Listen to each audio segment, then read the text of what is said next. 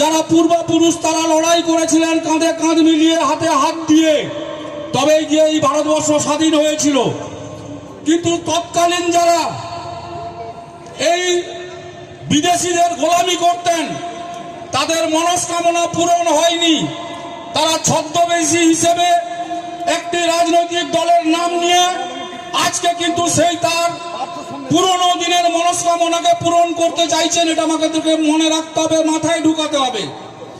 আজকে বিজেপি যে উস্কানিমূলক বক্তব্য দিচ্ছে সেটা বিভাজনের রাজনীতি করছে, সেটা কিন্তু আমাদেরকে বুঝতে হবে। সব 1947 সালের আগে তার যা পরিকল্পনা ছিল সেই পরিকল্পনাতে ও কিন্তু তার পরিকল্পনা কিন্তু সম্পূর্ণ হয়নি।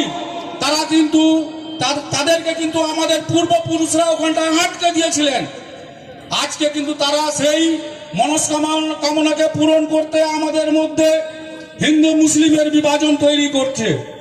আমরা আমাদের লড়াই কেন্দ্র সরকারের সেই হিটলার কয়েকজন তাদের বিরুদ্ধে লড়াই, সেটাকে আমাদেরকে মাথায় রাখতে হবে। এরপরেই বক্তব্য রাখছেন আমাদের সবারই পরিচিতি কারি